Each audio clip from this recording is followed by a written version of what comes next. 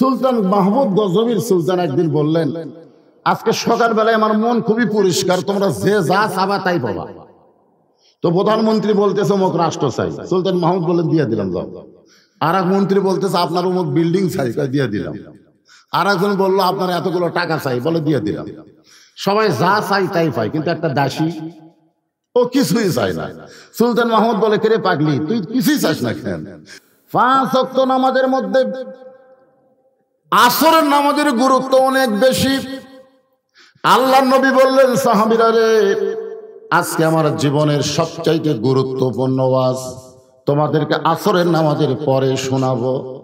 আপনারা বলেন তো, রাসূলের প্রত্যেকটা কথার গুরুত্ব আছে না নাই? কিন্তু এরপরে যদি রাসূল বলে আমি আমার জীবনের সবচাইতে গুরুত্বপূর্ণ ওয়াজ আসরের নামাজের পরে শোনাবো, তখন এই কথার প্রতি সাহাবীদের আগ্রহ বাড়বে না কমবে? এমনি তো রাসূলকে দেখার জন্য সব পাগলা। রাসূল যদি বসে থাকে একটা সাহাবীও নড়ে না। আল্লাহ রাসূল বলে, কি ব্যাপার, আমার মুখের দিকে তাকায় থাকো, তোমরা কি বাড়ি ঘরে যাবো না? বলে, হুজুর আপনার সামনে যতক্ষণ বসে থাকি আমাদের কাছ থেকে আল্লাহ দুনিয়া কেড়ে নেয়, আপনার মহব্বতে, আল্লাহর মহব্বতে আমরা পাগল হয়ে যাই। জোরে করে সুবহানাল্লাহ। আল্লাহ রাসূল বললেন, মান রাআনি হাক্কান ওয়াজাবাত লাহু শাফাআতি ইয়াউমাল কিয়ামাহ।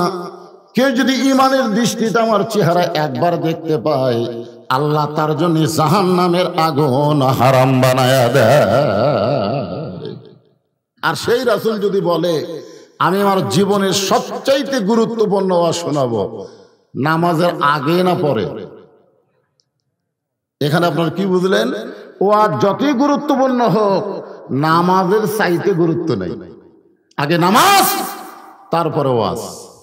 এখন আপনারা কারা কারা মাগরিব এশা নামাজ পড়েননি? আপনারাই ভালো বুঝতেছেন। যারা মাগরিব এশার নামাজ না পড়ে ওয়াজ শুনতেছেন, আমার ওয়াজের মধ্যে আপনারা শুনছেন, শোনেন নেই? পাগড়ি পরে নামাজ পড়লে 70 গুণ সওয়াব বেশি। লোকটা পাগড়ি পরেই নামাজ পড়ে, কিন্তু একদিন মসজিদের কাছে গিয়ে দেখে পাগড়ির কথা মনে নেই। এখন চিন্তা করে, পাগড়ি বাড়িতে আনবার গেলে তো জামাত ফেল হবে, আবার পাগড়ি ছাড়াও তো নামাজ পড়া যাবে না, 70 গুণ সওয়াব। ইচ্ছা করে জামাত ফেল দিছে। ফেল দিয়ে মসজিদের ভিতরে একলা একলা লুঙ্গি খুলা মাথার পাগড়ি বান্ধা নামাজ শুরু করছে। লুঙ্গি খুলা মাথার পাগড়ি বান্ধা সওয়াবের আশায় নামাজ শুরু করছে। ইতিমধ্যে এক লোক মসজিদের মধ্যে ঢুকে দেখে পরনে কাপড় নাই, কিন্তু মাথার পাগড়ি, 5 হাত মারছে লাত্তি। ওই লাভটা বলে, ভাই আমারে মারিস কেন? বলে, তোর লুঙ্গি। বলে, তোর চোখ নাই মাথায়? এশার নামাজ বাদ দিয়া যারা ওয়াজ শুনতেছে, তারা লুঙ্গি খুলিয়া মাথায় পাগড়ি পরেছে। নামাজ পড়া হলো ফরজ, আর ওয়াজ শোনা কি? ওয়াজ শোনা সুন্নত না, ওয়াজ শোনা হলো মুস্তাহাব। কেউ যদি সারা জীবন একটা ওয়াজ নাও শোনে, তার আমল নামায় কোনো পাপ হবে না। কিন্তু এক ওয়াক্ত নামাজ যদি বাদ দেয়, মান তারাকা সালাতু মুতাম্মিদান ফাকাত কাফারা। আল্লাহ রাসূল বলেছেন, ইচ্ছা করে এক ওয়াক্ত নামাজ যারা বাদ দিল, তারা অবশ্যই কাফের হয়ে গেল। এখন যারা মাগরিব এশার নামাজ পড়েন নাই, দ্বিতীয় বক্তা বলে গেল যে আপনারা আজকে মোনাজাতে তওবা করবেন, ফজর থেকে যেন এক ওয়াক্ত নামাজ বাদ না যায়। এই নিয়ত করার সঙ্গে সঙ্গে যত নামাজ পড়েননি, না পড়ার গুনাহ আল্লাহ মাফ করে দিবে। ধরে কেন সুবহানাল্লাহ। ইন্নামাল আমালু বিন্নিয়াত, নিয়তের উপরে আল্লাহ কর্মের প্রতিফল দান করে। যারা মাগরিব এশা পড়েননি, তারা কি নিয়ত করবার পারেন যে ফজর থেকে আমরা নামাজ বাদ দিব না? তাহলে মসজিদের উন্নতি হয়ে গেছে। ধরে কোন কথা ঠিক, কথা কর না কেন? মসজিদের উন্নয়ন মানে কি? 3 তলা 4 তলা করা? মসজিদের উন্নয়ন মানে মুসল্লি বেশি হওয়া। আল্লাহ রাসূল বলেন, আসরের নামাজের পরে আমি আমার জীবনের সবচাইতে গুরুত্বপূর্ণ ওয়াজ শোনাবো। প্রত্যেকদিন সাহাবীরা আসরের নামাজের আজান দিলে ধীরে ধীরে আসতেন, কিন্তু আজকে হযরত বেলাল যখন আজান দিয়েছে, প্রত্যেকটা সাহাবী দৌড়ে দৌড়ে মসজিদের ভিতরে ঢুকতেছে। কারণ যত আগে বসা যাবে, তত গুরুত্বপূর্ণ ওয়াজ শোনা এবং বোঝা যায়। আপনার বলতে শ্রোতা সামনে বসার পিছনে বসা দুইটা সমান?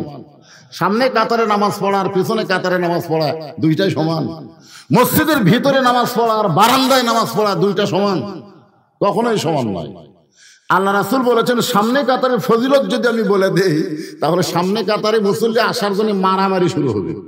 এ কথার দ্বারা রাসূল কি বুঝালেন? সামনে কাতারে ফজিলত কম না বেশি? আপনারা কোন কাতারে চান্স নেন? সামনে। অনেক মুসল্লি মসজিদে আগে এসেও মসজিদের ভিতরে ঢোকে না, বাইরে ঘুর ঘুর করে। চলো বারে ভিতরে সামনে দেখা না, হুজুর সালাম ফিরানোর পরে বাইরে হওয়ার উপায় নাই। সব সুন্নতের নিয়ত করে আমরা বাড়াবো কোন দিক দিয়ে, এদিন বারান্দায় নামাজ পড়ি সালাম ফিরার দৌড় দিই। এরকম কিন্তু মুসল্লি আছে না নাই? হ্যাঁ। এখন আপনাদের কাছে আমার প্রশ্ন হলো, আসর নামাজ কয় রাকাত? জোরে বলেন কয় রাকাত? আমি কিন্তু বলিনি আসরের ফরজ কয় রাকাত, তাই কইছি? আমি বলেছি আসরের নামাজ কয় রাকাত। আরো জোরে। সাহাবারা জিজ্ঞাসা করলেন, ইয়া রাসূলুল্লাহ, যোহরের পূর্বে 4 রাকাত সুন্নত, আসরের পূর্বে 4 রাকাত সুন্নত, এই দুই সুন্নত সম্পর্কে আমাদের একটু বয়ান করেন। আল্লাহ রাসূল বললেন, যোহরের পূর্বে 4 রাকাত সুন্নত হলো ইবাদত, আর আসরের পূর্বে 4 রাকাত সুন্নত হলো মাহাব্বত। যোহরের পূর্বে যে 4 রাকাত সুন্নত আমরা পড়ি, এই সুন্নত হলো ইবাদত, যেরকম কি। আর আসরের পূর্বে যে 4 রাকাত সুন্নত এটা হলো মহব্বত। মহব্বত সবাই অর্জন করতে পারবে না। ইবাদত মানুষ করে জান্নাতের আশায়, আর মহব্বত আদায় হয় আল্লাহকে পাওয়ার জন্য। জোরে কান সুবহানাল্লাহ। আমরা নামাজ আদায় করি কার জন্য? আল্লাহর জন্য। কোন বান্দার মধ্যে যখন আল্লাহর মহব্বত এসে যায়, ওই বান্দা কোনোদিন আর জান্নাতের আশা করে না, ও খালি সবসময় আল্লাহ পাওয়ার ধান্দা করে। জোরে কান সুবহানাল্লাহ। সুলতান মাহমুদ গজনবীর সুলতান একদিন বললেন, আজকে সকালবেলায় আমার মন খুবই পরিষ্কার, তোমরা যে যা চাবা তাই পাবা। তো প্রধানমন্ত্রী বলতেছে অমুক রাষ্ট্র চাই, সুলতান মাহমুদ বললেন দিয়ে দিলাম যাও। আর এক মন্ত্রী বলতেছে আপনার অমুক বিল্ডিং চাই, দিয়ে দিলাম। আর একজন বললো আপনার এতগুলো টাকা চাই, বলে দিয়ে দিলাম। সবাই যা চাই তাই পায়, কিন্তু একটা দাসী ও কিছুই চায় না। সুলতান মাহমুদ বলে, কে রে পাগলি, তুই কিছুই চাস না কেন? দাসী দৌড়ে এসে বলতেছে আমি আপনাকেই চাই। এখন বলেন, আপনাকে যদি পাওয়া যায় তাহলে অন্য কিছু দরকার আছে? তাহলে আমরা জান্নাত চাই না আল্লাহ চাই? জোরে বলা লাগবে ভাই। নামাজ আল্লাহর জন্য রে। আমরা কয় রাকাত? ফরজ কয় রাকাত? আল্লাহ নবী ফরজ ইমামতি করবেন। নবী মেহরাবের মধ্যে ঢুকলেন ইমামতি করার জন্য। মসজিদের সামনে ইমাম যেখানে দাঁড়ায় তার নাম হলো মেহরাব। জোরে কোন তার নাম কি? আচ্ছা, মেহরাব কি জন্য তৈরি করা হয়েছে এটা বাংলাদেশের অনেক মুসল্লি জানে না। মসজিদে কোবা, যারা মসজিদে কোবা দেখছেন, ওখানে 2 রাকাত নামাজ পড়লে আল্লাহ একটা ওমরা হজের সওয়াব দিয়ে দেয়। জোরে কোন সুবহানাল্লাহ। কিন্তু মসজিদের কোবার কিন্তু মেহরাব নাই। মসজিদের কোবার কি নাই? মেহরাব নাই। আর মসজিদে নববীর মেহরাব আছে। কারণ মসজিদ নববীতে মেহরাব তৈরি করার ইতিহাস হলো, আল্লাহ রাসূল জোহরের ইমামতি করতেছেন। জোহরের কোন নামাজের? এমন সময় আল্লাহ তাআলা ফেরেশতা জিবরাইলকে পাঠায় দিয়া নামাজের মধ্যেই কোরআনের আয়াত ওহী নাজিল হয়েছে। আল্লাহর নবীকে আল্লাহ জানাইলেন, ইয়া আইয়ুহান নাবিয়্যু হারজিল মুমিনিনা আলাল কিতাল। ওগো নবী, যারা আপনার পিছনে দাঁড়িয়ে নামাজ পড়ে কাতারবদ্ধ হয়ে, তাদেরকে শুধু মুসল্লি বানালে হবে না, তাদেরকে আর্মি হিসাবে গড়ে তুলতে হবে। কি হিসাবে? খালি মুসল্লি বানালে হবে না, সৈন্য হিসাবে গড়ে তুলতে হবে। কারণ যে কোনো সময় মক্কার কাফের মদিনা আক্রমণ করতে পারে। আর মদিনা যখন মক্কার কাফের আক্রমণ করবে, তখন দোয়া দিয়া, দরুদ দিয়া, নামাজ দিয়া আপনি মদিনা রক্ষা করতে পারবেন না। ওই কাফের বেঈমানদের বিরুদ্ধে যুদ্ধ করা লাগবে। জোরে কান সুবহানাল্লাহ। এই আয়াতটা নাজিল হয়েছে নামাজের ভিতরে। তো আল্লাহ রাসূল নামাজ শেষ করে যখন সাহাবীদের সামনে বললেন, সাহাবীরা আজকে নামাজের মধ্যে একটা আয়াত আল্লাহ নাজিল করলো। সাহাবীরা তো শোনার জন্য পিড়াপিড়ি করলো, হুজুর তাহলে আয়াতটা কি? আল্লাহ রাসূল বললেন, ইয়া আইয়ুহান নাবিয়্যু হারজিল মুমিনিনা আলাল কিতাল। সব সাহাবী বুঝবার পারলো, কিন্তু একজন সাহাবী একে সামনে কাতারে যিনি নামাজ পড়ে, আবু বকর রাদিয়াল্লাহর ডান পাশে, আবু বকর রাদিয়াল্লাহর ডান পাশে নামাজ পড়ে। ওই সাহাবী রাসূলের কাছে গিয়ে বললেন, ইয়া রাসূলুল্লাহ, এই নামাজের মধ্যে আল্লাহ যে আয়াত নাজিল করলো আপনার উপরে, এই আয়াত তো গন্ডগোলের আয়াত। যেরকম কিসের আয়াত? গন্ডগোলের আয়াত। গন্ডগোল মানে কি? বাতিলের সঙ্গে যুদ্ধ করা লাগবে, এ আয়াত আল্লাহ নাজিল করেছে, আর এই টুপিওয়ালা জুব্বাওয়ালা পাগড়িওয়ালা বলতেছে এটা না গন্ডগোলের আয়াত। নবী কয়, কি রে, সামনে কাতারে নামাজ পড়ে, এক হাঁটু দাড়ি, মাথায় টুপি, পরনে জুব্বা, আবু বকর রাদিয়াল্লাহু ডান পাশে দাঁড়ায়, এই বলতেছে এটা গন্ডগোলের আয়াত। তাহলে কে? ইসলামী আন্দোলনকে, বাতিলের বিরুদ্ধে লড়াইকে, হক কথা বলাকে যারা গন্ডগোল বলবে, এরা আসলে কে জানার দরকার আছে না নাই? দরকার আছে না নাই? আল্লাহ নবী যখন বললেন এরা কে, কে, সঙ্গে সঙ্গে আল্লাহ পাক জানাইলেন, ওয়ামিনান নাসি মান ইয়াকুলু আমান্না বিল্লাহি ওয়া বিল ইয়াউমিল আখিরি ওয়া মা হুম বিমুমিনিন। বিশাল ইজতেমা হয়ে গেল। কেউ বলতেছে 1 কোটি, কেউ কয় 60 লাখ, কেউ কয় 90 লাখ, কিন্তু ফিলিস্তিনের পক্ষে, ইসরায়েলের বিপক্ষে একটা কথাও হলো না। আসলে এরা কে? কার কাছে জানবেন? মৌলানার কাছে না আল্লাহর কোরআনের কাছে? আল্লাহর কোরআন বলতেছে মানুষের মধ্যে কতগুলো মানুষ আছে যারা বলবে আমরা আল্লাহ বিশ্বাস করি, আখিরাতকে বিশ্বাস করি। আল্লাহ বলতেছেন ওমা হুম বিমুমিনিন, তারা মুমিন হবার পারে নাই। তারা মুমিনই না, তারা হলো টাটকা মুনাফিক। যেরকম তারা কি, এই বাংলাদেশে বাতিলের বিরুদ্ধে হকের আন্দোলনকে যারা গন্ডগোল কয়, এরা হলো মুনাফিক। যেরকম এরা কি, আরো জোরে, মুনাফিক নামাজ পড়বে, মুনাফিক রোজা করবে, মুনাফিক মাথায় পাগড়ি পরবে, মুনাফিক খালি আল্লাহর দল করবে না, গোপনে গোপনে সব দলের মধ্যে আছে। আমি নিরপেক্ষ ভাই, আমার কোনো দল নাই, ওই টাটকা মুনাফিক। যে বলে আমার কোনো দল নাই, স্বয়ং আল্লাহ নিরপেক্ষ না। আল্লাহ নিরপেক্ষ, কোরআনের আয়াত তার সাক্ষী। আল্লাহ বলতেছেন ওয়ামান ইয়াবতাগি গায়রাল ইসলাম দীনান ফালাই ইউকবালা মিনহু, ইসলাম ছাড়া অন্য কোন ধর্মকে যদি গ্রহণ করে, আল্লাহ বলেছেন সেইটা কবুল করা হবে না। আল্লাহর কাছে একমাত্র কবুলযোগ্য ধর্মের নাম কি? সবাই জবান খুলে বলেন, কি আমার কথা না কোরআনের কথা? কোরআনের সঙ্গে আপনারা কি একমত না দ্বিমত? তাহলে আল্লাহর পছন্দনীয় ধর্মের নাম কি? ইন্না দীনা ইনদাল্লাহিল ইসলাম। তাহলে আল্লাহ ইসলামের পক্ষে, যতগুলো ধর্ম পৃথিবীতে আছে একটা ধর্মের পক্ষে আল্লাহ না। ধরে কোন কথা ঠিক কিনা? তাহলে আল্লাহ কি নিরপেক্ষ? তো আল্লাহ যদি পক্ষ নেয়, আপনি নিরপেক্ষর কথা বলেন কেন? বাংলাদেশে একটা মানুষই নিরপেক্ষ, যে মানুষটা হলো হিজড়া। ধরে কোন কি? হিজড়া হচ্ছে নিরপেক্ষ, ওই মরদও না নারীও না, ই হচ্ছে নিরপেক্ষ।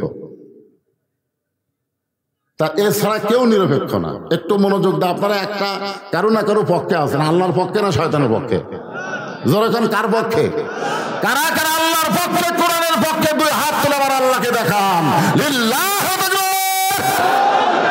হাত নামান, হাত নামান।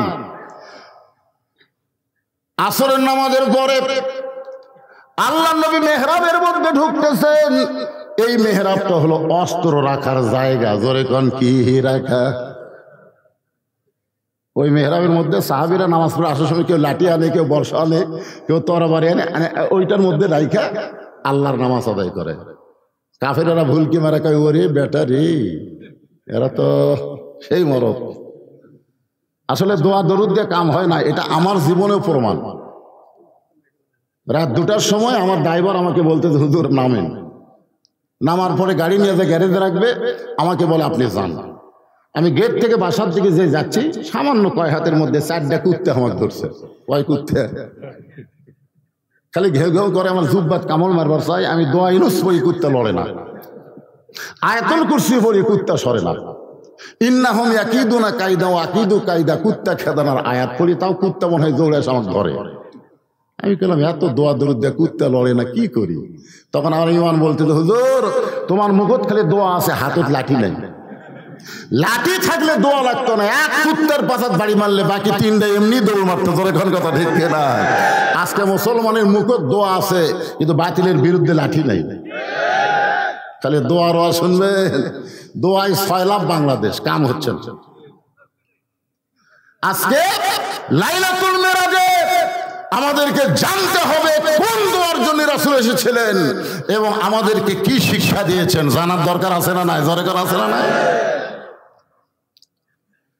আসরের নামাজ শেষ করে আল্লাহর নবী জীবনের সবচাইতে গুরুত্বপূর্ণ ওয়াজ শোনানোর জন্য মেহরাবের মধ্যে ঢুকলেন। মেহরাবের ভিতর থেকে একটা থলিয়া বের করলেন। থলিয়া মানে ব্যাগ, থলিয়া মানে কি? ওই ব্যাগের ভিতর থেকে একটা জিনিস নবী টেনে টেনে বের করতেছেন। সাহাবেরা তাকায় দেখেন জিনিসটার কিছুই না, জিনিসটা হলো আল্লাহর নবীর পরনের একটা জুব্বা। ওসমান গনি বলে, রাসূলুল্লাহ, জীবনে কত জুব্বা দেখলাম আপনার পরনে, আজকে যেই জুব্বা আমাদেরকে দেখাইতেছেন এই জুব্বাটা গুরুত্বপূর্ণ ওয়াজ, আপনি কেমনে বলবেন? আল্লাহ রাসূল বলে, ওসমান এজলেস, তুমি বসে যাও। ওসমান রাদিয়াল্লাহু যখন বসে যায়, রাসূল বললেন, এই জুব্বা দুনিয়ার সাধারণ কোনো জুব্বা নয়। এই জুব্বা পরে কাবার পাশে আমি ঘুমাইছিলাম, ফেরেশতা জিবরাইল আমাকে ঘুম থেকে চেতন করে জমজমের কূপের পানি দিয়ে ওযু করানোর পরে এই জুব্বা পরে আমি বোরাকের পিঠে চললাম। এই জুব্বা পরে বাইতুল মুকাদ্দাসে আমি 2 রাকাত নামাজের ইমামতি করলাম। বাইতুল মুকাদ্দাস বোঝেন আপনারা? সুবহানাল্লাহ তো বলেন। এখন ইহুদিরা জুতা পাও দেয় বাইতুল মুকাদ্দাসের মধ্যে ঘুরতেছে। আজকে অনেক জুম্মা হয়ে গেল, ফিলিস্তিনের মুসলমানেরা বাইতুল মুকাদ্দাসে জুমার নামাজ পড়তে পারতেছে না। জোরে কোন কথা ঠিক কিনা ভাইজান? বাংলাদেশে বসে আছেন, ফিলিস্তিনে কি হচ্ছে আমাদের টেনশন নাই। রাসূল বলেছেন, কুল্লু মুসলিমুন ইখওয়া, প্রত্যেকটা মুসলমান ভাই ভাই। আপনার দেহের কোনো জায়গায় যদি মশা কামড় দেয় আপনি বুঝবার পারেন না? এজোরে কারণ পারেন কি পারেন না? পায়ের গোড়াত মশায় কামড় দিলে আপনি চমকে ওঠেন কেন? পৃথিবীর যেখানেই মুসলমান আছে একটা দেহের মতো আমরা। পৃথিবীর কোনো জায়গায় মুসলমানকে হত্যা করলে কোনো মুসলমান চুপ থাকতে পারে না। অন্তত ফিলিস্তিনের মুসলমানের পক্ষে থাকার কারণে ইসরায়েলের পণ্য বয়কট করতে বাধ্য হবে। জোরে কোন কথা ঠিক কিনা? এই কয়েকদিন আগে ভারত 400 বছরের পুরাতন বাবরি মসজিদ ভাঙ্গা ওই জায়গায় রাম মন্দির তৈরি করলো। কি ভারতে কি মন্দির বানানোর জায়গা নাই? আপনারা বলেন তো, ভারতে কি মন্দির বানানোর জায়গা নাই? তাহলে মন্দির বানানোর জায়গা থাকলে মসজিদ ভাঙ্গে ওই জায়গায় মন্দির বানালো কেন? কি জন্য বানালো? তাহলে ভারত মসজিদ ভাঙ্গে মন্দির বানালো আর আপনি সে ভারতের বিপক্ষে কিছুই বলবেন না? মুসলমানের বাচ্চা হলে আপনার ঘরে ভারতের কোনো চ্যানেল চলতে দেওয়া যাবে না। ধরে কোন কথাটি কথা বল না কেন? যে মেয়েরা আমার ওয়াজ শোনার জন্য বসে আছে, আজকে একজন কয় হুজুর পর্দালে ওয়াজ করতে, মানে পর্দা মানে ফাতেমার ওয়াজ করলে ওরা শুনবি, ফাতেমার ওয়াজ শুনবি আর স্টার জলসা জি বাংলা দেখবি। ইয়ার কি মারতিছে? এই ইয়ার কি আল্লাহ পছন্দ করে না? ধরে কোন কথা কথা বল না কেন? আপনি মুসলমানের বাচ্চা, আপনার ঘরে ভারতের চ্যানেল চলবে কেন? আপনি বয়কট করে দেন। ভারতের কোন পণ্য না খায় থাকবে বাংলার মুসলমান কিনবে না, কারণ বাবরি মসজিদ ভাঙ্গে মন্দির বানাচ্ছে। জোরে কোন কথা ঠিক কিনা? এটা হলো মুসলমানের ঈমান, এটাই হলো ঈমান। ভারত যে মালগুলা বাংলাদেশ সাপ্লাই করে, ডেরি মিল, ছোট বাচ্চা করে খিলাচ্ছেন, খিলেন, কিছুদিন পরে দেখবেন ভাত খাবি না, মোবাইল দেখা ছাড়া। জোরে কোন কথা ঠিক কিনা? কারণ ওটা খিলাবেন আর রুচি কমে যাবে। তো রুচি কমে গেলে খাবার দিলে খালি কান্দে, খালি কান্দে, তখন মোবাইল চালু করে দেয়। শয়তান করে যাক, আসল জিনিস চালু করছে, এবার ভিতরে চালু হয়ে গেছে। আমাদের বাংলাদেশের সন্তানেরা মোবাইল না দেখে ভাত খায় না। আর ফিলিস্তিনের মা বলতেছে, আমার সন্তান জন্ম নেওয়ার পরে আমি বাইতুল মুকাদ্দাসের বারান্দায় গিয়ে বলি, আল্লাহ আমি কোনো সন্তান জন্ম দেইনি, আমি একটা মুজাহিদের জন্ম দিয়েছি। ধরে কোন সুবহানাল্লাহ, মুজাহিদের জন্ম দিছে। এজন্য 19,000 এ পর্যন্ত 19,000 শিশু বাচ্চাকে ইসরায়েলের ইহুদিরা হত্যা করছে। গোটা পৃথিবী খুঁজে দেখেন, ইহুদি মাত্র 90 লাখ। গোটা পৃথিবীতে ইহুদি মাত্র 90 লাখ। আর গোটা পৃথিবীতে মুসলমান হলো 215 কোটি 215 কোটি এখন হিসার হিসাব 215 কোটি মুসলমান যদি পেশাব করে দেয় ইসরায়েল ভাষা দেবে ধরে কোন কথা ঠিক কথা কর না কেন খালি যদি পেশাব করে দেয় ভাষা দেবি রে। আর আজকে মুসলমানের আমরা কি করতেছি ভাইজান? লাইলাতুল মিরাজে একটু মনোযোগ দিয়ে শুনবেন। আল্লাহ নবী যেই মসজিদের মধ্যে 2 রাকাত নামাজের ইমামতি করেছে ওই মসজিদের কথা আল্লাহর কোরআনে আছে না নাই? তাহলে আমার সঙ্গে যারা পারেন তারা পড়বেন, আর যারা না পারেন তারা চুপ করে শুনবেন। কারণ যখন কোনো কারি কোরআন পড়বার না পারলে চুপ করে শোনার কথা আছে না নাই?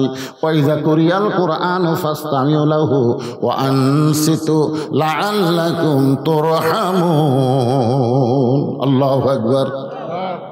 সুবহানাল্লাযী আসরা বিআবদিহি লাইলাম মিনাল মাসজিদিল হারাম ইলাল মাসজিদিল আকসা। আপনারা বলেন তো মসজিদ আকসা কোথায়? ইসরায়েল কব না ফিলিস্তিন কব? আমরা জেরুজালেমই বলবো নাকি? আমরা কোনো সময় বলবো না যে বাইতুল মুকাদ্দাস ইসরায়েল। ইসরায়েলদের কি জানেন? বাংলাদেশে যে রোহিঙ্গা নাই, বাংলাদেশে বর্তমানে রোহিঙ্গা আছে না নাই? এই রোহিঙ্গা যদি কিছুদিন পর হামাকরক আবার পিটপার শুরু করে তখন আপনারা কি করবেন? বাংলাদেশ কি রোহিঙ্গার দেশ? রোহিঙ্গার দেশ। রোহিঙ্গাকে আমরা আশ্রয় দিছি। এই ইসরায়েল ইহুদিকে আরব বিশ্ব রোহিঙ্গার মতন আশ্রয় দিয়েছিল, রোহিঙ্গার মতন আশ্রয়। ওরা কান্দা আশ্রয় নিয়েছিল। হিটলার যখন ইহুদি মারার একটা পরিকল্পনা করলো যে পৃথিবীর মানচিত্রে কোনো ইহুদি বেঁচে রাখা যাবে না, এরা হলো সবচেয়ে বড় শয়তান। ধরে করার কথা ঠিক কিনা? হিটলারকে ধন্যবাদ দেওয়া দরকার। তখন এই শালা ইহুদিরা মধ্যপ্রাচ্যে গিয়ে আরব বিশ্বের কাছে জায়গা চাইলো, তো আমরা একটু থাকতে চাই। এ থাকার জায়গা দিয়ে ওরা এখন শুরু করছে আমাকে মারা। আজকে রোহিঙ্গার অবস্থাও তাই। বের করে পারবেন? তো যাই হোক, বাংলাদেশে কি হবে পরে চিন্তা করা যাবে। আজকে লাইলাতুল মিরাজে আমরা একটু রাতকে নিয়ে চিন্তা করি। এ রাতের খবর আমাদের জানা দরকার আছে না নাই? আল্লাহ নবী বললেন, সাহাবীরা রে, যেই জুব্বা আমি তোমাদের দেখাইতেছি এই জুব্বা পরে আমি 7 আসমান পাড়ি দিয়া আল্লাহর আরশে চলে গেলাম। আল্লাহ পাকের সঙ্গে আমার মিরাজ হলো। যে জুব্বা আমি তোমাদের দেখাইতেছি বাবা, এই জুব্বা পর অবস্থায় আমি জান্নাতের মধ্যে গেলাম। জান্নাতের মধ্যে গিয়ে দেখি কতগুলো বাবা হাউমাউ করে কাঁদতেছে। জান্নাতের মধ্যে গিয়ে নবী দেখে কতগুলো বাবা হাউমাউ করে কাঁদতেছে। আবার জাহান্নামের মধ্যে গিয়ে দেখে কতগুলো বাবা মুস্কি মুস্কি হাসতেছে। নবী তো কিছু জানে না। নবী জিবরাইলকে বললেন, ভাই এই বুড়াগুলা কান্দে কেন? তো এরা কান্দার কারণ হলো এরা নেক আমল করা জান্নাতি হচ্ছে, কিন্তু এরকে বেটার কারণে আল্লাহ বলতেছে, কি বেটা জন্ম দিয়ে দুনিয়া থুয়ালু? এই বেটাগুলো অকাম বদকাম করার কারণে ওই বেটার একটা খারাপ আমল তোর আমলের মধ্যে ঢোকার কারণে অতি সত্বর আমি আল্লাহ তোকে জান্নাত থেকে বের করে দিব। এই জন্যে জান্নাতের মধ্যে এরা কাঁদতেছে। আর জাহান্নামের মধ্যে যাদের হাসতে দেখলেন, এরা ভালো সন্তান দুনিয়াতে রেখে গেছে। এই সন্তান 5 ওয়াক্ত নামাজ পড়ে রব্বির হামহুমা কামা রব্বায়ানি সগীরা বলে আল্লাহর কাছে কাঁদতেছে। ওই সন্তানের নেকি আল্লাহ বাপের নেকির মধ্যে ঢুকিয়ে দিয়ে বলতেছে, অতি সত্বর আমি আল্লাহ তোদেরকে জাহান্নাম থেকে জান্নাতে পাঠায় দিব। জোরে কোন সুবহানাল্লাহ। আপনার বলেন তো, জান্নাত থেকে জাহান্নামে যাওয়া আর জাহান্নাম থেকে জান্নাতে যাওয়া আপনাদের কাছে কোনটা চাওয়া? বর্তমানে বাংলাদেশ কোন দিকে যাচ্ছে?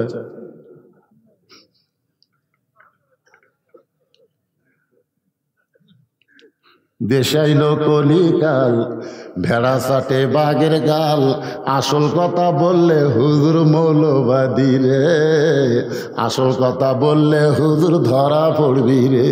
এখন কথা ঠিক কিনা? দেশাইল কলিকাল ভেড়া চাটে বাঘের গাল, ভেড়া চাটে বাঘের গাল, ভেড়া ভেড়া ভেড়া বাঘের গাল চাটতেছে, বাঘ খালি ঘুম পাড়তেছে। বাঘের গাল কে চাটতেছে? ভেড়া। ভারত হলো ভেড়া, আমরা হলাম বাঘ। জোরে খান কথা ঠিক না? ভেড়া গাল চাটতেছে আর বাঘ ঘুম পাড়তেছে। আসল কথা বললে হুজুর ধরা পড়বি রে। কোরআনের হক কথা যে ভাবি হোক বলা লাগবেই, যখন কথা ঠিক না। যদি বক্তা না বলে সেই বক্তাকে আল্লাহ জাহান্নাম দিবি। যে মানুষ তোরে রাত জায়গা শুনলো, তুই জনগণের কাছে কি মেসেজ দিলি? হ্যাঁ, আল্লাহর কোরআন সামনে নিয়ে জনগণকে হবার মায়ের কিচ্ছা শোনালি। এই কোরআন কোন ঘুমন্ত জাতির কিতাব না, কোরআন হলো ঘুমন্ত মানুষকে জাগায় দিবে। জোরে কোন কথা ঠিক। অনুনাজ্জিলু মিনাল কুরআনি মা হুয়া শিফাউ ওয়া রাহমাতুল লিল মুমিনিন। আল্লাহ নবী বললেন, আমি লাইলাতুল মেরাজ পাড়ি দিয়া দুনিয়াতে আসলাম। দুনিয়াতে আসার পরে এই জুব্বাটা আমি যত্ন করে রাইখা দিলাম। এই জুব্বাটা অত্যন্ত পাওয়ারফুল একটা জুব্বা, যে জুব্বা পর অবস্থায় আল্লাহর সঙ্গে আমার দেখা হয়েছে। ধরে কারণ সুবহানাল্লাহ। যেই জুব্বা পরে জান্নাতে জাহান্নামে গেলাম, যেই জুব্বা পরে সমস্ত নবী রাসূলের ইমামতি করলাম, এই জুব্বাটা আমি আর কোনোদিন গায়ে দেই নাই। এইটা যত্ন করে রাইখা দিয়েছি। আমি নবী বলতেছি, আমি আর বেশি দিন দুনিয়াতে থাকবো না, আমি আর বেশি দিন দুনিয়াতে থাকবো। তাই বলে মনে করেন না নবী মরে গেছে, এটা আবার মনে করেন না দুনিয়াতে থাকবো না। কতগুলো বেয়াদব নবীর শানে মৃত্যু কয়। আপনারা বলেন তো, নবীর শান বোঝেন? নবীর মর্যাদার কাছে মৃত্যু বলা যাবে? এ কথা বল না কেন? আকীদা দুরস্ত করেন। নবীর শানে মৃত্যু বলা যাবে না। আল্লাহ রাস্তায় যারা জীবন দিছে তাদেরকে আল্লাহ মৃত্যু বলা নিষেধ করেছে। কোরআনে আছে না নাই? আল্লাহ কোরআনে বলেন, ওয়ালা তাকুলু লিমান ইউকতালু ফি সাবিলিল্লাহি আমওয়াতুন বাল আহইয়াউ ওয়ালাকিন লা তাশউরুন।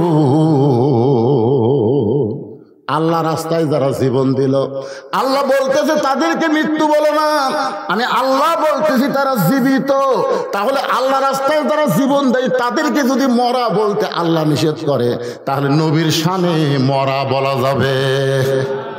তাহলে আমার সঙ্গে সকলে বলবেন, ইসলামের আলো জ্বলায়া দিয়া নবী ঘুমায়া আসেন সোনার মদিনায়।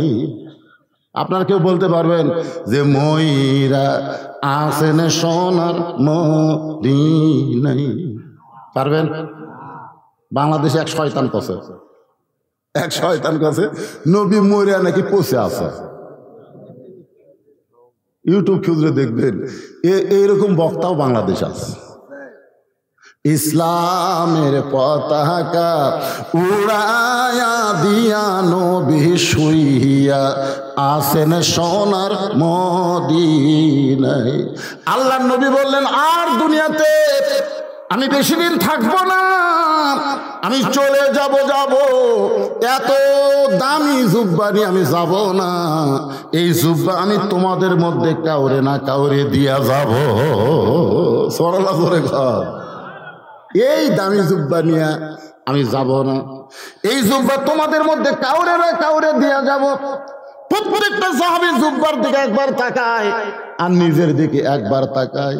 কারণ নবী কোনো সাহাবীর নাম বলে নাই, শুধু বলেছে তোমাদের মধ্যে কাউকে না কাউকে আমি দিয়া যাব।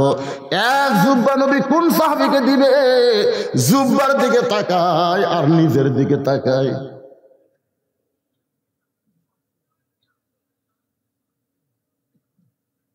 আবু বকর রাদিয়াল্লাহু চিন্তা করতেছে, জুব্বা মনে হয় আমাকে দিবে। কারণ আল্লাহ রাসূল বলেছেন, আল্লাহর পরে এই দুনিয়াতে আমার সবচাইতে আপন বন্ধুর নাম হলো আবু বকর। সুবহানাল্লাহ। আল্লাহ রাসূল বলেছেন, আমার সমস্ত উম্মতের ইবাদতের নেকি যদি এক পাল্লায় দেওয়া হয়, আর আবু বকরের এক রাতের মহব্বতের নেকি যদি অন্য পাল্লায় দেওয়া হয়, সমস্ত উম্মতের ইবাদতের চাইতে আবু বকরের এক রাতের মহব্বতের নেকির ওজন বেশি হবে। আবু বকর রাদিয়াল্লাহু মনে মনে চিন্তা করতেছেন, এই জুব্বা বুঝে আমি পাই। রাসূল হয়তো কিছুক্ষণ পরে বলল, আবু বকর এই জুব্বা আমি তোমাকে দিয়ে দিলাম, কারণ আল্লাহ রাসূল বলেছেন আমি যখন থাকবো না আমার জায়গায় আবু বকর দাঁড়িয়ে যাবে। সুবহানাল্লাহ। আল্লাহ রাসূল মসজিদে যেখানে ইমামতি করেন, রাসূল বললেন আমি যখন থাকবো না এই জায়গা কার দখলে আসবে? জোরে বলেন ভাইরে, জোরে বলেন। ইসলাম ইতিহাস, আবু বকর রাদিয়াল্লাহু যখন থাকবে না ওই জায়গায় হযরত ওমর ফারুক দাঁড়াবে, ওমর যখন থাকবে না ওই জায়গায় ওসমান দাঁড়াবে, ওসমান যখন থাকবে না ওই জায়গায় আলী দাঁড়াবে, আলী যখন থাকবে না ওই জায়গা বলে রাসূল আর কারো নাম বলে না। সাহাবের বলে হুজুর হযরত আলী যখন থাকবে না ওই জায়গায় কে দাঁড়াবে? রাসূল বললেন মা ইয়ান্তিকু আনিল হাওয়া ইন হুয়া ইল্লা ওয়াহয়ুন ইউহা। আমি রাসূল ততক্ষণ পর্যন্ত বলতে পারি না আল্লাহ যতক্ষণ না বলাই। তাহলে আলী পর্যন্ত বলেছে, এই পর্যন্ত হলো খোলাফায়ে রাশিদিন, এই পর্যন্তই। এই খোলাফায়ে রাশিদিনের মধ্যে 2 নম্বর হলো হযরত ওমর। আল্লাহ রাসূল বলেছেন আমি যা বলবো, আমার খোলাফায়ে রাশিদিন যা বলবে এইটা তোমরা মেনে নিলেই পুরা ইসলাম পেয়ে যাবে। জোরে কর সুবহানাল্লাহ। এই রজবের পরে শাবান, তারপরে রমজান। আমাদের বাংলাদেশের একদল বাড়াবে তারাবিলিয়া ফতোয়াবাজি করবি। একদল বলবি রাসূল 8 রাকাতে বেশি পড়েনি, প্রত্যেক দিন পড়েনি, মন চাইলে পড়ো, না পড়লে না পড়ো। কেউ আবার কেউ 20 রাকাত পড়া লাগবে। আমাকে একজন বলতে যে হুজুর 8 রাকাত আর 20 রাকাত কোনটা ধরবো? আমি কইলাম তোমাদের গ্রামে কয় মসজিদ? দেখতে 2টা হুজুর, একটা 8 রাকাতের, একটা 20 রাকাতের। আমি কইলাম তোমার মনে কোনটা ধরবার চাই? 20 রাকাতই ধর্ম হুজুর। কি জন্যে? 20 রাকাত তারাবি পড়াতে 35 মিনিট লাগে আর 8 রাকাত পড়তে লাগে 1 ঘন্টা। আপনারা বলেন তো, এই ভাই এই জায়গার চিন্তা করেন না, এলে শর্ট মট এখন না কি করবি? রাত বাজছে 11:15। এই পিছনে যারা দাঁড়িয়ে আছেন আপনারা কি দাঁড়িয়ে শুনবেন না? যদি কোন আমাকে দাঁড়ায় থাকে শুনতে অসুবিধা নাই, তাহলে বসার চান্স দিচ্ছি না। আর যদি মনে করেন হুজুর বেশিক্ষণ দাঁড়ায় থাকলে মাজা বেদনা করে, তাহলে জায়গা আছে, আছে না নাই? আপনাদের মাঝে মাঝে জায়গা আছে। যদি থাকে আপনার ভাইকে বসতে দিবেন, আল্লাহ আপনাকে জান্নাতে জায়গা দিয়ে দিবেন। এই জন্য যার সামনে ফাঁকা আছে একটু জিকির করেন, আর শর্ট পড়া লাগবে না, এই শর্টের মধ্যেই কাম হবে। সবাই জিকির করেন আর সামনে আসেন। লা ইলাহা। রাত 11:15টায় জিকির দিলাম কি জন্য? সাপার জিকির। জোরে কোন কি জিকির? চাপার জিকির এটা দিলাম। তাই বলে তোমরা বলে চর ছাড়া মাটিতে আসো না, তোমাকে বলতে না বাজান, ওই মাঝখানে যারা আসে, হ্যাঁ সবাই সামনে চাপেন আর জিকির করেন। লা ইলাহা ইল্লাল্লাহ, লা ইলাহা ইল্লাল্লাহ, লা ইলাহা ইল্লাল্লাহ, লা ইলাহা ইল্লাল্লাহ, লা ইলাহা ইল্লাল্লাহ, লা ইলাহা ইল্লাল্লাহ, লা ইলাহা, লা ইলাহা ইল্লাল্লাহ মুহাম্মাদুর রাসূলুল্লাহ সাল্লাল্লাহু আলাইহি সাল্লাম। এক বক্তা ওয়াজ করতেছে। আল্লাহর নবী যখন দুনিয়া থেকে বিদায় নিলেন, এমন সময় আবু বকর রাদিয়াল্লাহর কাছে গিয়ে বলতেছে, নবী যখন দুনিয়াতে নাই আমি আর মদিনায় থাকতে পারবো না, আমি আর আজান দিবার পারবো না। ওই বক্তার নাম হলো হযরত বেলাল। নবীর মহব্বতের পাগল হইয়া মদিনা ছেড়ে চলে যাবে। আবু বকর চোখের পানি বের করবে, বেলাল রে তুমি যেভাবে বলতেছো মনে হয় তুমি নবীকে বেশি ভালোবাসো, অথচ আল্লাহর নবী বলেছেন আমার যত সাহাবী আছে সমস্ত সাহাবীর মহব্বত যদি এক পাল্লায় দেওয়া হয়, আর আবু বকরের একার মহব্বত যদি এক পাল্লায় দেওয়া হয়, সমস্ত সাহাবীর ভালোবাসার চাইতে আবু বকরের ভালোবাসার ওজন বেশি হবে। এক বক্তা ওয়াজ করতেছে, নবীর মহব্বত ওয়াজ করুনি 32 দাঁত ভাঙিছে। এই জুব্বা নবী ওয়াজ কনিক দিবি, এলা ইয়ার কি মারা? আপনারা বলেন তো, নবীর মহব্বতে 32 দাঁত ভাঙ্গা এটা সওয়াব না পাপ? সওয়াব। আত্মহত্যা করা সওয়াব না পাপ? নবীর দাঁত ভাঙ্গিছে, তুমি দাঁত ভাঙবে কেন? ভালো দাঁত ভাঙ্গা তো কবিরা গুনাহ। আর ওই স্ত্রী নবীকে বেশি ভালোবাসে, হযরত বেলাল নবীকে বেশি ভালোবাসে না আবু বকর নবীকে বেশি ভালোবাসে? কে বাসে এখন? আবু বকরের ভালোবাসার সাথে কারো ভালোবাসার তুলনাই হবে না। আবু বকর মনে মনে চিন্তা করে, জুব্বা বুঝে আমি পাই। আবু বকর রাদিয়াল্লাহর বাম পাশে একজন মাথা নিচু করে মনে মনে চিন্তা করে, জুব্বা রাসূল আমাকে হয়তো দিবে, কারণ আল্লাহর নবী বলেছেন আমার পরে কেউ যদি নবী হতো লাউকানা ওমর। সেই ওমর রাদিয়াল্লাহ সম্পর্কে রাসূল বলেছেন নবুয়তের দরজা বন্ধ হয়েছে বলে ওমর নবী হওয়ার পারল না, তবে নবী হওয়ার সব যোগ্যতা আল্লাহ ওমরকে দিছে। সেই হযরত ওমর 20 রাকাত তারাবি চালু করেছে। এখন বলেন, যারা 20 রাকাত মানে না তারা ওমরকেও মানে না, তারা ইসলামকেও মানে না। জোরে কোন কথা ঠিক? জোরে বলা লাগবে। আমি কি ওয়াজ করতেছি খালি একলা একলা? মিডিয়া আছে না নাই? ধরে আছে না নাই? যে উমরের শানে আল্লাহ কোরআনের 23টা আয়াত নাজিল করছে। উমরের শানে আল্লাহ উমরের জন্য কোরআনের 23টা আয়াত নাজিল করছে। সুবহানাল্লাহ কোন? সে ওমর বলল এভাবে সন্ন সালার মতো এক একজন এক জায়গায় নামাজ না পড়ে 20 রাকাত তারাবির তিনি জামাত প্রচলন করলেন। এখন এই শালা হেজাতিরা কয় 8 রাকাতের উপরে তারাবি নাই। রমজান মাস আসলে শুরু হবে, লাইলাতুল বরাত আসলে শুরু হবে শবে বরাত। খালি ফতোয়াবাজি করে মুসলমান যা একটা আমল করতেছিল সে আমল থেকে আস্তে আস্তে মুসলমানকে সরানো হচ্ছে। জোরে কোন কথা ঠিক কিনা ভাইজান? একটু মনোযোগ দেবেন।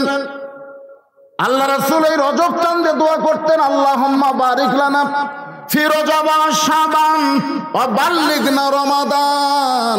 রমজান পর্যন্ত আল্লাহ আমাদের হায়াতকে লম্বা করে দেখ, আমরা সুন্দরভাবে সুস্বাস্থ্যভাবে ভালোভাবে রমজানের রোজাগুলো যেন আদায় করতে পারি। সবাই বলি আমিন।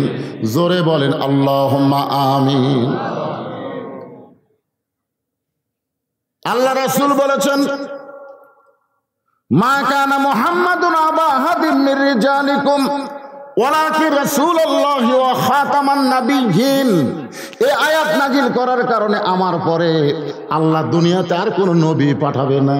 এই আয়াত নাজিল করার পরে বোঝা গেল আমাদের নবী হলেন শেষ নবী। ধরে কোন কি নবী? বাংলাদেশে একদল ভণ্ড আছে কাদিয়ানি, আর আমাদের নবীকে শেষ নবী মানে না। আমাদের নবীকে যারা শেষ নবী মানে না তারা কি মুসলমান না কাফের? তাহলে সবাই বলবেন আল্লাহ যাদের জবান দিছে মিডিয়ার মাধ্যমে যেন কাদিয়ানির কানক যায় এই কথাটা। আমি যেই বলবো কাদিয়ানি আপনার বলবেন কাফের। বলতে পারবেন? নবীর পরে নবী নাই। ধরে কারণ নবীর পরে কাদিয়ানি। এতগুলো মরদ মানুষ এর সাথে জোরে হবে না। আমি যেই বলবো কাদিয়ানি আপনার বলবেন কাফের। কাদিয়ানি নবীর পরে আমাদের নবী হলেন শেষ নবী, যার প্রমাণ আল্লাহ কোরআনের আয়াত নাজিল করে জানায় দিছে। কিন্তু নবী বলেছেন আমার পরে কেউ যদি নবী হতো। এই কারণে আল্লাহ তাআলা হযরত ওমরকে হাসরের ময়দানে নবীদের কাতারে দাঁড় করাইয়া দিবে। আপনারা বলেন তো নবীর কথার গুরুত্ব কম না বেশি? আমাদের নবীকে আল্লাহ এত ভালোবাসে, বুঝলেন? এই ভালোবাসার কারণে হযরত ওমরকে আল্লাহ তাআলা হাসরের ময়দানে নবীদের কাতারে দাঁড় করাই দেবে। যে নবীর প্রথম থাকবে দাউদ আলাইহিস সালাম, ওই নবীর 2 নম্বরে হযরত ওমর, 3 নম্বরে থাকবে সুলাইমান। সুলাইমান নবী চিন্তা করবে বাবার পরে তো আমার থাকার কথা, মাঝখানে এই নবীটা ঢুকলো কে?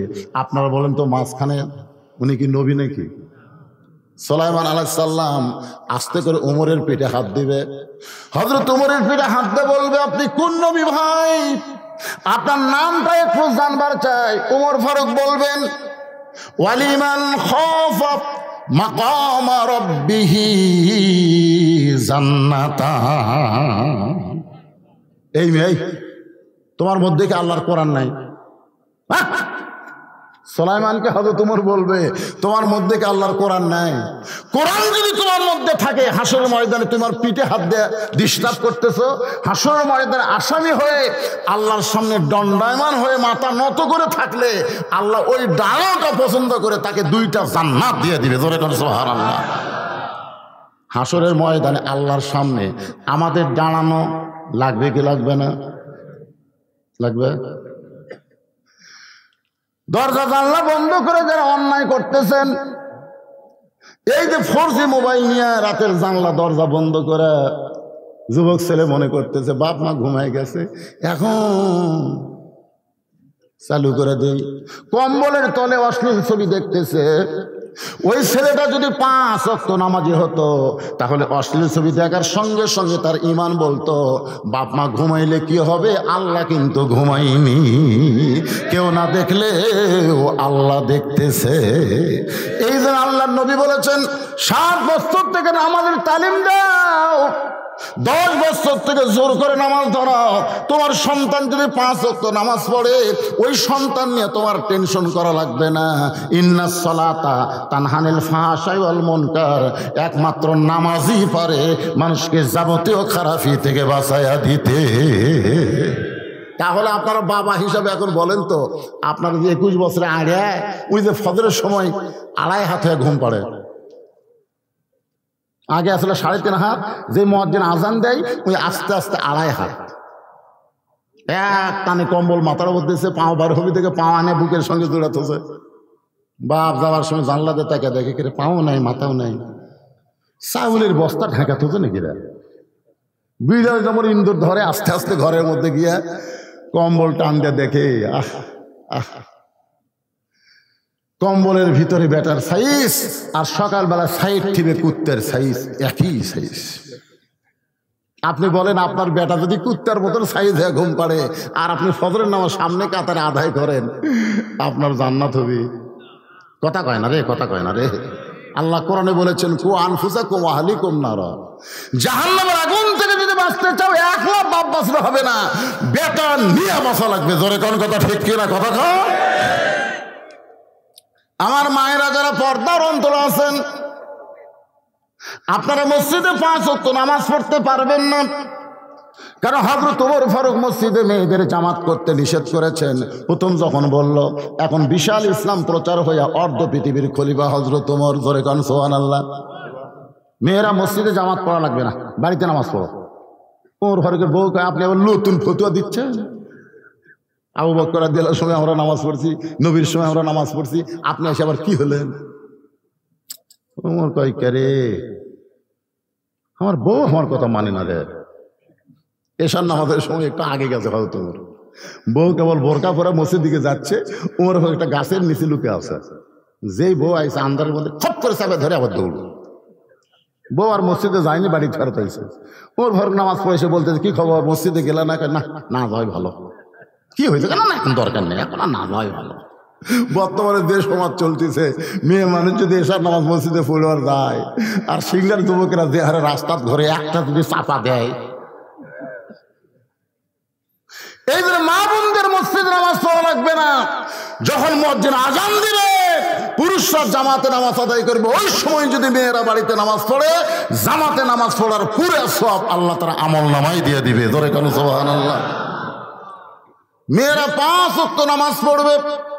এই 5 ওয়াক্ত নামাজের মধ্যে মেয়েরা কিন্তু জানে তাদের কাপড় কেমন পড়তে হয়।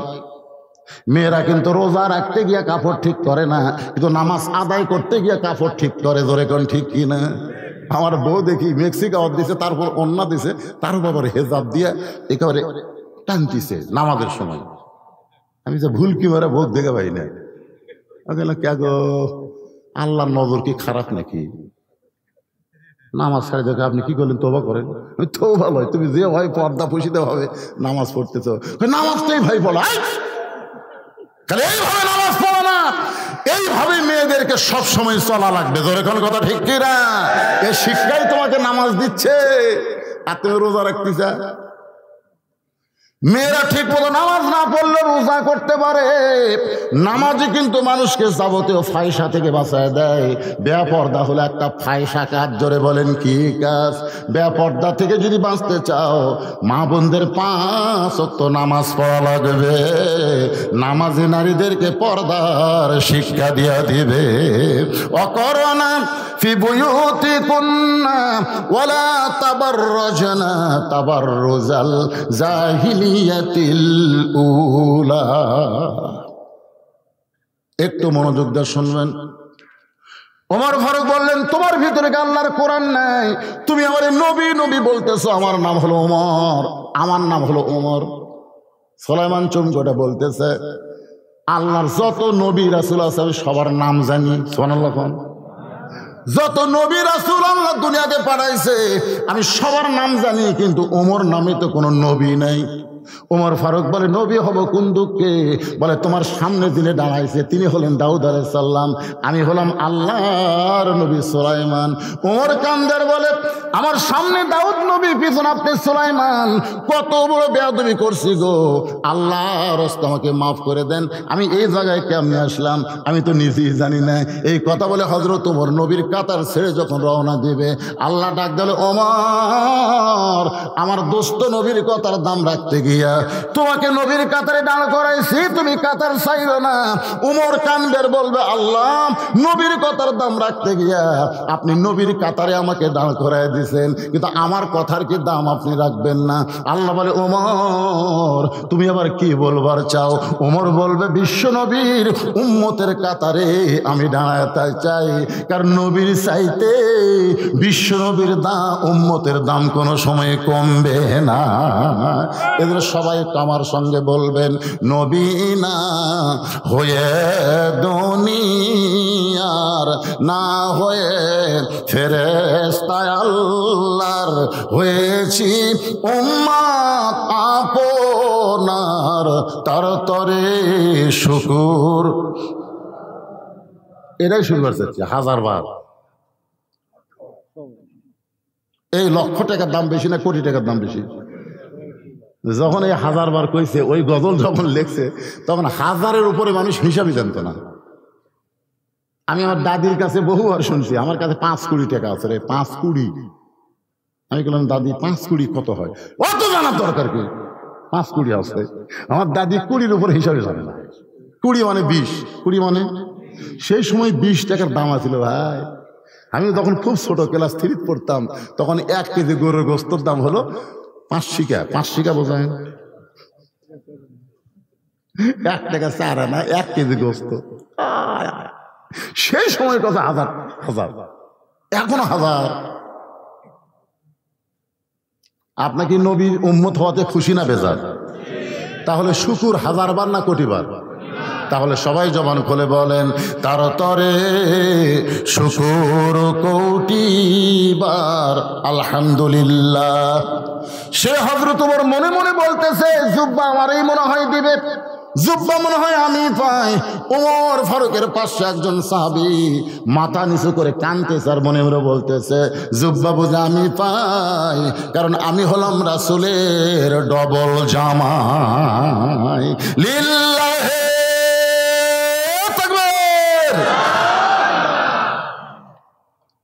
এক বক্তা ওয়াজ করতে বলতেছে রাসূল মাটির তৈরি, আবার কিছুক্ষণ পরে বলতেছে ওসমান জিন্নুরাইন। একই বক্তার মুখে কয় কথা? এক সময় বললো রাসূল মাটির তৈরি, আবার কিছু সময় বলতেছে ওসমান জিন্নুরাইন।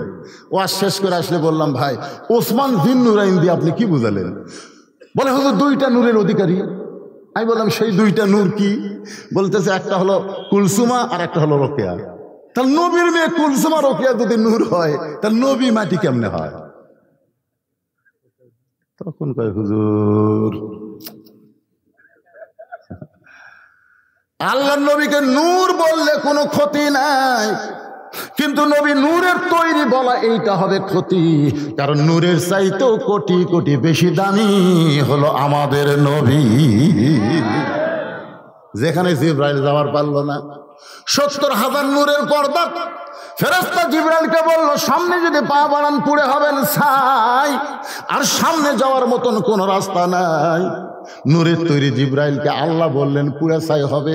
ওখান থেকে আমার নবী যখন সামনে যায়, ফেরেশতা জিবরাইল বললেন, এ রাসূলুল্লাহ, মানুষ হইল মাটির তৈরি, জিন হলো আগুনের তৈরি, ফেরেশতা হলো নূরের তৈরি, কিন্তু আপনি রাসূল কিসের তৈরি? আল্লাহ নবী বলেন, জিবরাইল, আমি কিসের তৈরি সেটা আমি জানি না, যিনি আমাকে তৈরি করেছেন তিনি ভালো জানে। ধরে কোন ঠিক কিনা? তাহলে রাসূল কিসের তৈরি এইটা নিয়ে মারামারি করবো কেন? যিনি রাসূলকে তৈরি করছেন তার উপর আমরা হাওলা করে দিলাম। আল্লাহ ভালো জানে। ধরে কোন কথা কন না কেন ভাই? কবরের মধ্যে প্রশ্ন হবে না নবী কিসের তৈরি, প্রশ্ন হবে আমার নবীকা, তোমার নবীকে। এই প্রশ্নের মধ্যে বহু কথা আছে। আল্লাহর বান্দার একটু মনোযোগ দেবেন। ওসমান গনি মনে মনে চিন্তা করে, জুব্বা বুঝে আমি পাই, কারণ আমি হইলাম রাসূলের ডবল জামাই। শুধু রাসূলের ডবল জামাই না, হযরত ওসমানের আর একটা ডিগ্রি হলো জ্ঞানী ডিগ্রি। ধরে কোন কি ডিগ্রি? জ্ঞানী মানে ধনী। জ্ঞানী মানে হস্ত করছেন কোন সালে? আমি জীবনের প্রথম গেছিলাম 11 সালে। 2011 সালে প্রথম হজ করবার গেলাম। তারপরে আল্লাহ অনেকবার নিয়ে গেছে থাক। তো ওই যে 11 সালে প্রথম জান্নাতুল বাকির মধ্যে যখন ঢুকলাম ভাই, প্রথম, এই জন্য আল্লাহ বলেছে একবার হজ করো। কয়বার? একবার করো। সামর্থ্যবান যারা বারবার হজ না করে একবার করো, কারণ একবারের মধ্যে যে মজা আছে বারবারের মধ্যে সেই শান্তি নেই। প্রথম আল্লাহর কাবা ঘর দেখার সাথে সাথে আমার দুই চোখ দিয়ে এত পানি ঝরা শুরু হলো। আইরে, এতদিন যে কাবার দিকে মুখ করে নামাজ পড়লাম, আর সেই কাবা সরাসরি দেখতেছি। হাই রে কান্না ভাই, কানতে কানতে আমার সাথে একজন আমাকে ধরে ফেললো, মানে পড়ে যাচ্ছিলাম। দ্বিতীয়বার যখন কাবা দেখি তখন আর পানি নাই। আর যারা হজের ব্যবসা করে, এই শালারা যে সিটার ভাই, ওরা কিন্তু হেরেমের মধ্যে নামাজে পড়ে না। আমি বললাম, ভাইরে, এখানে 1 রাকাত নামাজ পড়লে 1 লক্ষ রাকাত নামাজের সব, চলেন হেরের মধ্যে। আপনি নতুন আছেন, জান, আমরা বারবার এসে আর যাওয়ার মন চায় না। ওটি যায় খালি শালারা টাকার হিসাব করে, কত লাভ হলো, কত লাভ হলো। এই সিটারের পাল্লার যান পড়েন না, বুঝলেন? এরা আবার মেয়ে মানুষকে হজ করার উৎসাহ দেয়। আল্লাহ রাসূলের টাটকা হাদিস, মা আয়েশা যখন বললেন, ইয়া রাসূলুল্লাহ, আমি হজে যাবার চাই, রাসূল বলেন, আমি তোমার দায়িত্ব নিবার পারবো না। আল্লাহ রাসূল বলেন, আমি তোমার দায়িত্ব নিবার পারবো না। মা আয়েশা ছোট বাচ্চার মতন কান্না শুরু করে দিলেন। আল্লাহ রাসূল বলেন, আয়েশা, বউ সামলান খুব কঠিন বিপদ। তুমি যদি আমার সঙ্গে হজে যাও, আমি তোমাকে সামলাবো না আমার সাহাবীদেরকে তালিম দিব? সাহাবীদেরকে হজের তালিম দেওয়া লাগবে। এই যে তোমার দায়িত্ব নিবার পারবো না, এমন সময় মা আয়েশার বড় ভাই আব্দুর রহমান ইবনে আবু বকর বললেন, হুজুর, আমার বোনের দায়িত্ব যদি আমি নেই? আল্লাহ রাসূল বললেন, আমার কোনো আপত্তি নাই। আব্দুর রহমান আবু বকরের ছেলে মা আয়েশাকে নিয়ে যখন হজে রওনা দিলেন, বর্তমানে যেখানে মসজিদে আয়েশা আছে, ওই মসজিদে আয়েশার কাছে এসেই মা আয়েশা বললেন, ভাইজান, আমার অবস্থা খারাপ। আব্দুর রহমান বলে, কি হয়েছে? বলে, আমার মাসিক হয়েছে। কি আছে? মাসিক আছে।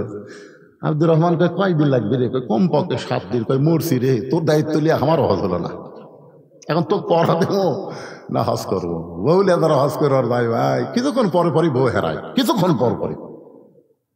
ওই আল্লাহ আল্লাহ যতবার কয় তার চেয়ে বেশি বেশি বউ বউ করে। বউ রে, বউ রে, আর বউ কুড়ি গেল রে। এই সালাম মোয়াল্লেমেরা টাকা কামায় ধান্দা মেয়ে মানুষকে এখন হজের উৎসাহ দেয়। রাসূল হজের উৎসাহ দেয়নি। যিনি নারীদের জান্নাতি সর্দার, সেই মা ফাতেমার জীবনী পড়ে দেখেন, তিনি হজ করেন নাই। মা আয়েশা কিন্তু জান্নাতি নারীদের সর্দার না, সর্দার হলো নবীর কলিজার টুকরা ফাতেমা। জোরে করেন সুবহানাল্লাহ। সেই নবীর কলিজার টুকরা জান্নাতি নারীদের নেত্রী হয়েছে, কিন্তু হজ করে নাই। আমি মা বোনদের জন্য বলবো, যদি খুব মনে চায় তাহলে ওমরা করতে যাবেন, হজে যাবেন না। ওমরার মধ্যে তেমন কোনো শয়তানকে পাথর মারা, আরাফার ময়দানে এগুলো কাজ নাই। ওমরা করবার পারবেন, কিন্তু হজ করবার গিয়ে স্বামীর হজটা নষ্ট করবে। একটু মনোযোগ দিয়ে শুনবেন, মন খারাপ করতেছেন। প্রথম যখন জান্নাতুল বাকির মধ্যে ঢুকলাম, বিশ্বাস করেন যে জান্নাতুল বাকির মধ্যে 10,000 সাহাবী 10,000 সাহাবী ঘুমায় আছে। আমাদের গোটা বাংলাদেশে একটা সাহাবীও নেই। আমরা ইতিহাস পড়ে দেখি 2টা সাহাবী আসছিল, 2 সাহাবী নদী পথে বাংলাদেশে আসছিল, সাদ ইবনে আবি ওয়াক্কাস আর আব্দুল্লাহ ইবনে জুবাইর। এই 2 জন সাহাবী বাংলাদেশে আসছিল। এরা আবার সিনত যায়, আব্দুল্লাহ ইবনে জুবাইর চলে গেল মদিনাত, আর সাদ ইবনে আবি ওয়াক্কাস উনি সিনত যায় আটকে গেলেন। ইসলাম প্রচারের জন্য ওখানেই তিনি আসেন। বাংলাদেশে কোনো সাহাবীর কবর নেই। বাইজিদ মুস্তামের কবর কিন্তু চিটাগাং নাই। আমি ওখানে গিয়ে দেখছি, ওখানে তিনি কিছু সময় বসেছিলেন, কারণ বাংলাদেশে মানে বেশি। আমি সিলেটের রাস্তায় দেখলাম একটা কবর আছে, নাম হলো লেদা শাহ। নাম কি? লেদা শাহ। তার কিছু দূর পরে যায় দেখলাম ঘোড়া শাহ। আমি মনে করলাম করি ওটি লেদা শাহ, এটি ঘোড়া শাহ, সামনে আবার কি? একজন বললো ভাই লেদা শাহ মানে? লেদা শাহ হুজুর এই ঘোড়া লাদিয়েছিল, তো সেই ঘোড়ার লাদকে কবর দিয়ে ওটা হচ্ছে লেদা শাহ। আর ঘোড়া এটি মরিছে, কিন্তু ঘোড়া কবর দেয়া হচ্ছে ঘোড়া শাহ।